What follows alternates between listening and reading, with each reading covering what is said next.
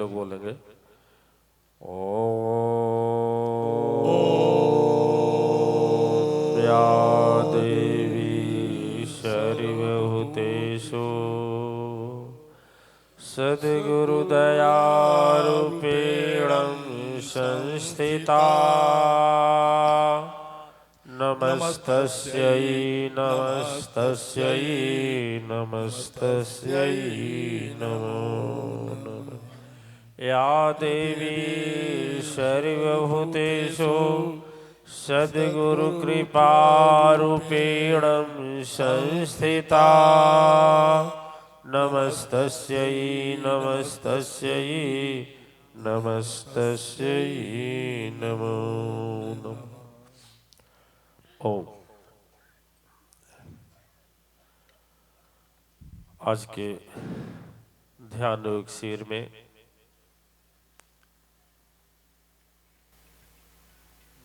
उपस्थित श्रेष्ठाचार्य सुदर्शन जी महाराज, आचार्य जोगेश्वर जी, आचार्य विद्यानंद सरस्वती जी, आचार्य अत्रि जी महाराज, आचार्य भागीरथी, आचार्य दिव्यानंद जी, आचार्य तुलसी जी महाराज, आचार्य अमरेंद्र जी, अपनी वाणी से जन जन के हृदय में एक क्रांति लाने वाले आचार्य श्रृंगी जी महाराज, प्रातः अष्टमणि आचार्य प्रवर पंडित रमाकांत मिश्र जी महाराज, शंकर भगवान एवं आचार्य वशिष्ठ जी, अवधेशानंद जी महाराज, आचार्य धर्मानंद जी। आज अश्वमेध महायज्ञ का 5वां दिन है। आज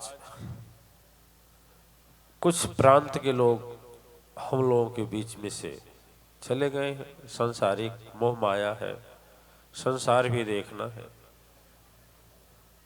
पश्चिम बंगाल के वसुंधरा जी भी गई हैं, आज अध्यक्षा जी। उनका 2100 रुपए का जो मंदिर बन रहा है उसमें वो संकल्प ली थी, दे दी है। जो मंदिर बन रहा है शिव शक्ति का, हम चाहेंगे कि आप लोग उनको जाते जाते अपने करतल धन से, हृदय से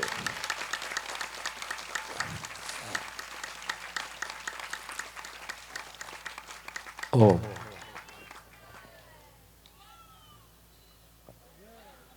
दिव्य आत्माएं पत्रकारों का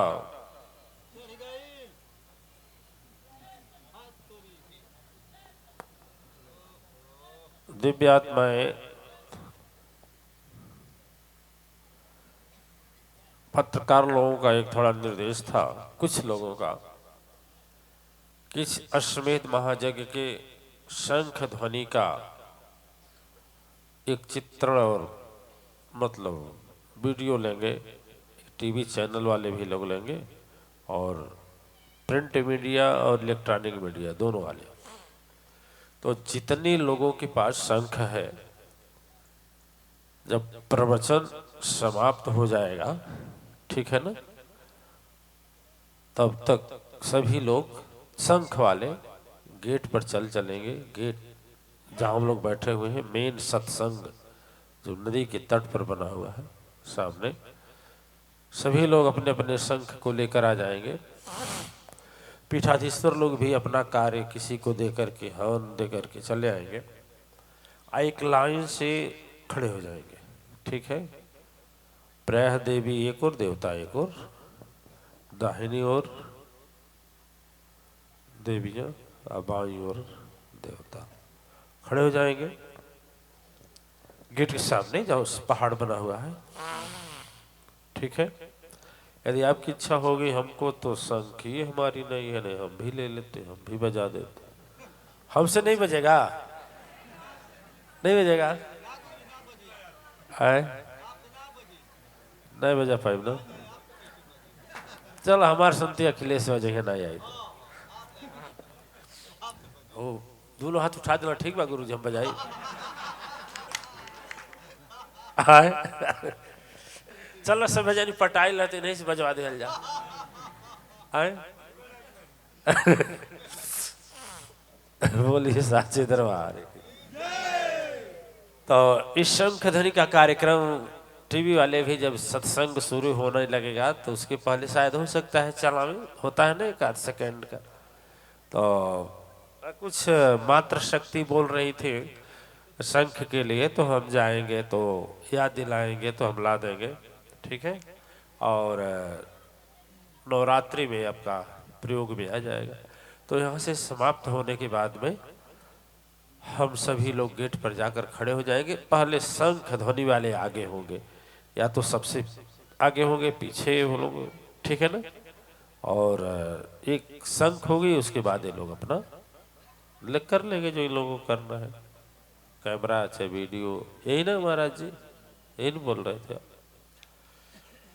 दिव्य आत्माएं अब आते हैं सीधे सीधे आज के ध्यान युग पर। देखिए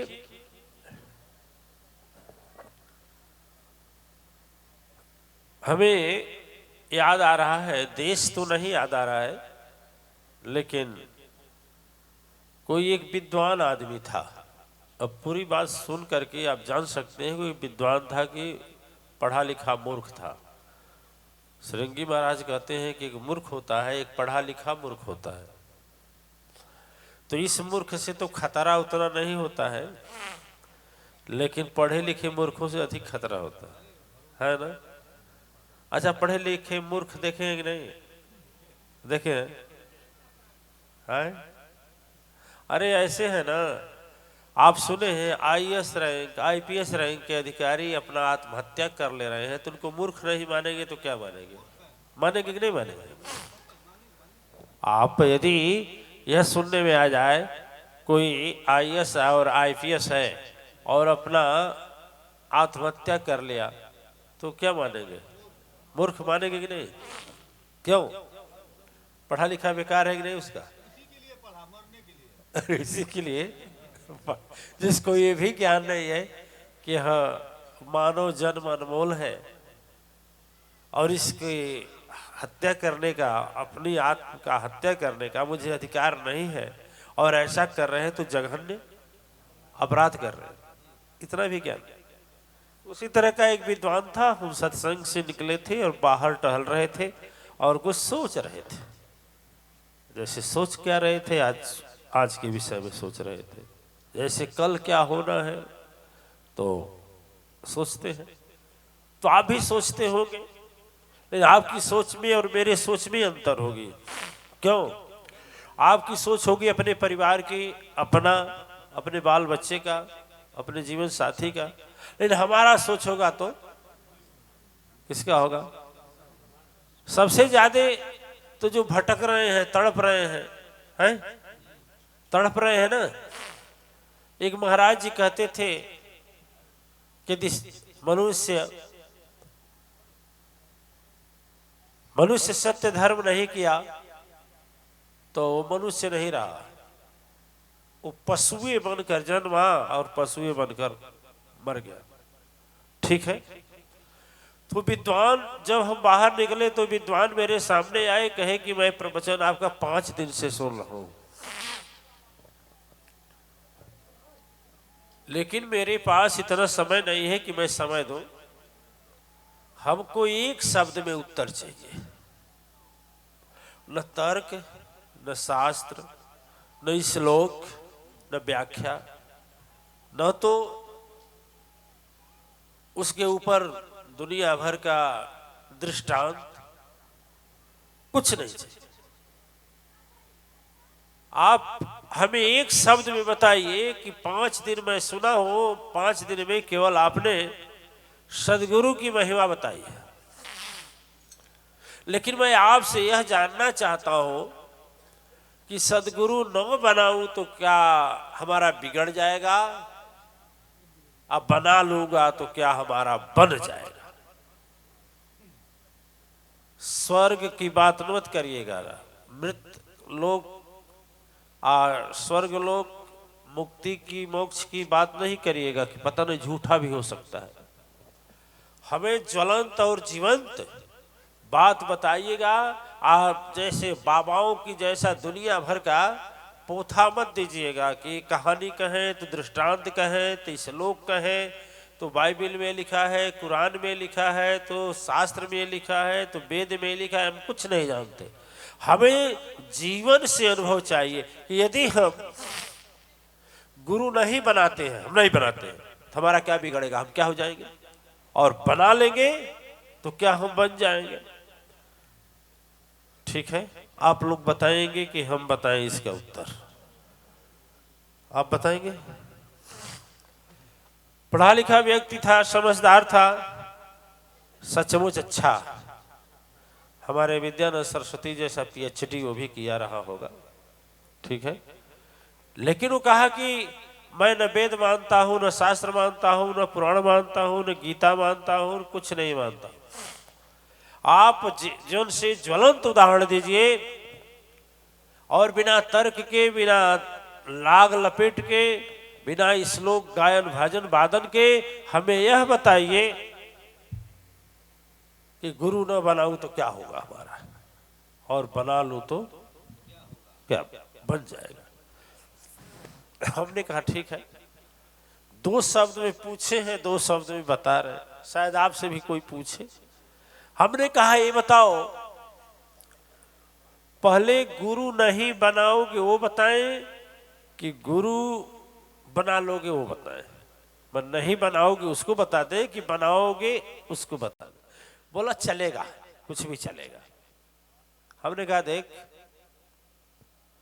गुरु यदि नहीं बनाएगा तो साहब तो रहेगा। जैसे साहब है, साहबे है ना, हाँ है, साहब है, लेकिन तुम कौन साहब रहेगा? डीओजी साहब रहेगा। कौन साहब रहेगा? डीओजी साहब रहेगा। साहब रहेगा लेकिन डीओजी साहब, उसी के तरह भूकेगा, उसी के तरह खाएगा। क्या खाता है? खाना भी वैसे खाएगा। और जिसको काटेगा ना, रेबीज का इंजेक्शन लगता है, और तू साहब होकर काटेगा तो यह जन्म भर वह ये कहो कि सुधरेगा नहीं, उसका सब खत्म कर देगा तू, क्योंकि साहब है ना। तो खूंखार डीओजी बनेगा, तो खूंखार डीओजी साहब हो जाएगा। कहीं हमने कहा तो आप बना लिया तो हमने जब कहा जब गुरु बना लेगा तो ठीक उल्टा हो जाएगा, ठीक उल्टा हो जाएगा। करिए जी ओ, उल्टा करिए, जी ओ डी, क्या हो जाएगा? भगवान हो जाएगा ना। आज जिस ऑफिस में बैठेगा ना, वो ऑफिस नहीं रहेगा, वो मंदिर बन जाएगा। और तू जब सदगुरु बना लेगा तो तुम्हारे दर पर जो माथा टिकेगा ना, वो बोलेगा मैं साहब के दर पर नहीं बल्कि भगवान के दर पर माथा टेक रहा हूं। क्यों? कि जिस समय तुम सदगुरु बना लेगा उस समय तुम अपने अधिकार से, अपने कलम से सैकड़ों नहीं हजारों लोगों को, यदि आईएएस अधिकारी है तो हजारों लोगों के आंख के आंसू को पोंछेगा और हजारों लोगों के दिल के दुआ को पाएगा। तो तू मरने के बाद नहीं, जीते जी तू बन जाएगा जीओडी। नहीं, जीओडी तो रहोगे, लेकिन तुम यदि दीक्षा ले लिए तो हो जाओगे जीओ, और दीक्षा नहीं लेगे तो क्या होगे? माथा टेकेंगे तो कुल कहीं कुकुरे बैठल बा। सोचेंगे ना 10 गाली देते जाएंगे कि नहीं जाएंगे, मन में बोली देंगे कि नहीं देंगे। जब तुम सदगुरु के संपर्क में नहीं रहेगा तो तेरी कलम उठेगी तो भ्रष्टाचार के लिए उठेगी, ठीक है। तेरी कलम उठेगी तो रिश्वतखोरी के लिए उठेगी, तेरी कलम उठेगी तो पाप अत्याचार अन्याय के लिए उठेगी। और जब स्वाभाविक बात है, जब तुम ऐसा करता है तो डीओजी से ज्यादा महत्व तेरा नहीं रहेगा। और जैसे देखो डीओजी साहब का आप लोग करामात देखे हैं कि नहीं? एक है डीओजी हमारे पास, है ना? उसको आते हैं तो हमेशा वो बर्फी खाएगा या चाहे जिलेबी खाएगा। हाँ ठीक। तो जब खाता है तो पूछिया ऐसा ही है कि नहीं? उसी तरह से जो विद्वान लोग सदगुरु से अलग होकर के अभिमान में चले जाते हैं, तो जो उसके सामने घुसखोरी रूपी रोटी फेंका जाता है तो खाते हैं तो जी हजूरी करते करते नहीं करते। इतना पद है बड़ा, लेकिन यदि घूस घूस ले लिया तो उसकी नजर में छोटा होगा कि नहीं? ईमानदारी से बताइए। अब तो कुर्सी छोड़कर खड़ा होगा कि नहीं खड़ा होगा? कितना हो बड़ा अधिकारी हो, लेकिन यदि सत्य धर्म सदगुरु से दूर रहेगा तो जो भी कर्म करेगा दिव्य आत्माएं, इसमें कुछ अधिकारी बैठे हुए हैं, नाम नहीं लेंगे, लेकिन सही में और सत्य माने में यदि सदगुरु की वाणी पर चलेंगे तो वह सचमुच जीओटी यानी गार्ड हो गए। दिव्य आत्माएं ठीक वही तो हमारे जीवन में है। जब हम सदगुरु के संपर्क में जुटते हैं तो हम डीओजी नहीं रहते, जीओडी बन जाते हैं। जीओडी का मतलब होता है गार्ड बने भगवान, और डीओजी का मतलब होता है डाग बने डाग बने। खाने में भी वही चाहिए जो कुत्ता खाता है। बोलो, वो नहीं खाएगा कि जो भगवान खाते हैं वो खाएगा? है? खाने में भी वही चाहिए। इसमें कुछ डीओजी साहब बैठे हैं का?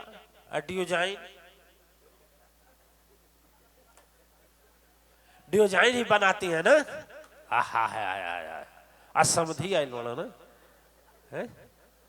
तब तो रोज तो मटन बनवे करला जो मुर्गवा आजा समधी बन। ठीक है। दिव्यात्माएं जब सदगुरु के संपर्क में रहते हैं तो पशुता जीवन भी बदल करके क्या हो जाता है? धर्मता बन जाता है। और जब सदगुरु के संपर्क से दूर होते हैं तो कितना ही महानता आ जाए, फिर भी हमारे अंदर मैं दावे के साथ कहता हूं कि धीरे धीरे शैतानी स्वभाव आना शुरू हो जाएगा। हाँ या ना? हाँ या ना? क्यों विद्यानंद जी, आ जाएगा कि नहीं आ जाएगा? एक शब्द में मैं आपसे कहता हूं पुण्यात्माएं, सदगुरु बनाने के बाद भावना जो होनी चाहिए, जो श्रृंगी महाराज कहे हैं कि अपने को ठठरी समझो और सदगुरु को प्राण समझो। ठीक है। एक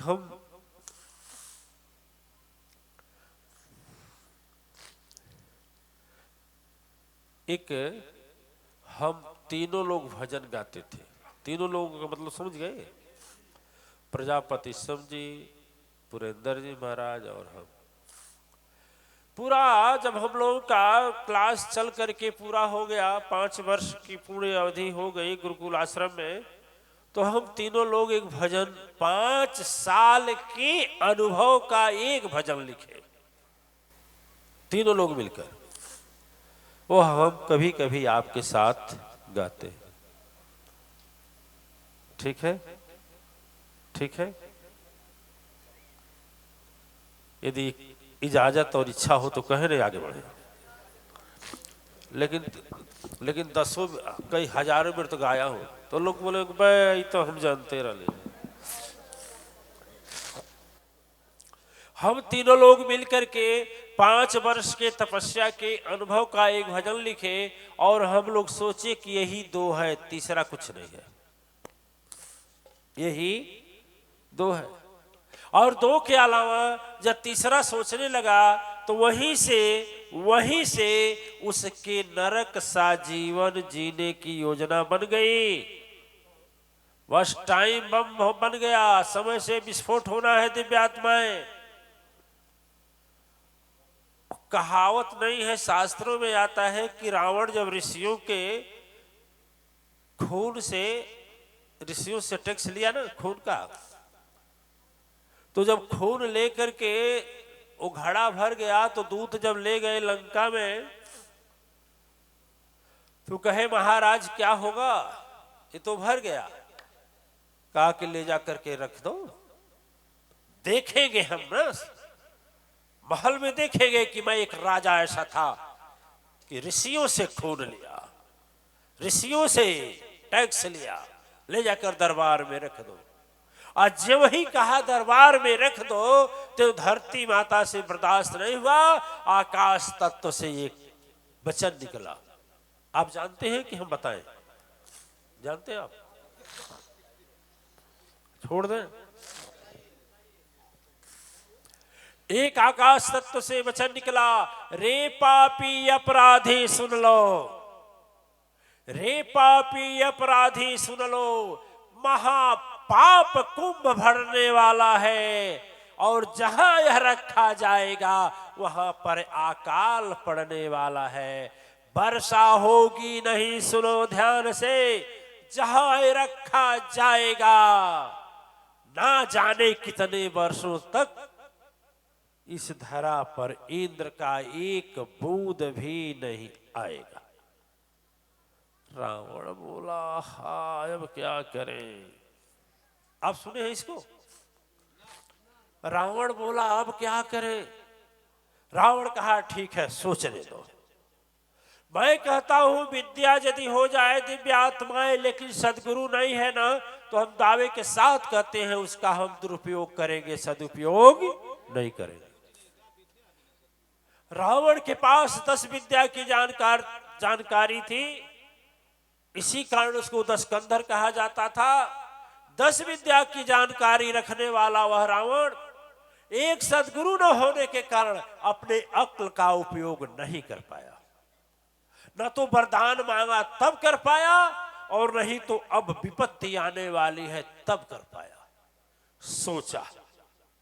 सोचा ओहो, इसका मतलब यह जहां रखा जाएगा उसी राज्य में अकाल पड़ेगा, तो लाओ क्यों नहीं इसको हम भेजवा दे। कहा जनक के यहां भेजवा दो, और उस तरह से तो गड़बड़ जनक के यहां भेजवा दे रहे, अब पड़ जाएगा अकाल। ठीक है,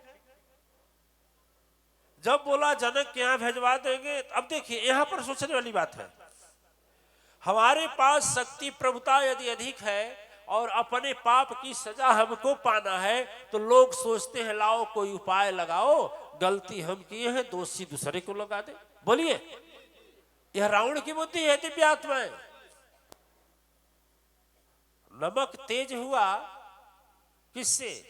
बेटी से, लगा दो पतोही को। क्यों? नमक डाली कौन? बेटी डाली, लेकिन बहू को लगा दो, इसको खाना बनाने का सहूर नहीं है, ये अच्छा है। रावणी की बुद्धि है ना, रावणी की बुद्धि है ना। अब तो पाप अपने किया था, अत्याचार अपने किया था, और घड़ा भेज रहा है जनक में, जनक के यहां। काहे लिए जान रहे हैं? एक बार शंभु दरबारा, एक बार की बात थी, भगवान शंकर के दरबार में सत्संग ही जनक से हारा। सत्संग हार गया था किससे? जनक से। तेही बदला के कारण रावण मन में उपाय सजाया है। दूत से बोला तुरंत वह कुंड, कौन कुंड? खून का भरा हुआ कुंड जनकपुरी पहुंचा दो ले जा करके। लेकिन ज्यों पहुंचने की बात हुई, अब और यह अपराध और महा जघन्य रूप धारण करने जा रहा है। जा रहा है कि नहीं जा रहा है? नहीं समझे?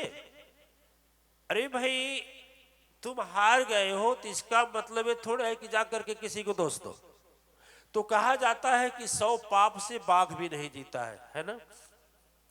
फिर धरती माता, अरे धरती माता को उठी अंबर का अंचल घबराया। सात समुद्र में आग लगी, कोपी तुरत महामाया। आदिशक्ति पुराण। तुरत कोपी है महामाया, हे दुष्ट महाराक्षस सुन ले अब आगे की बात सुनाते हो।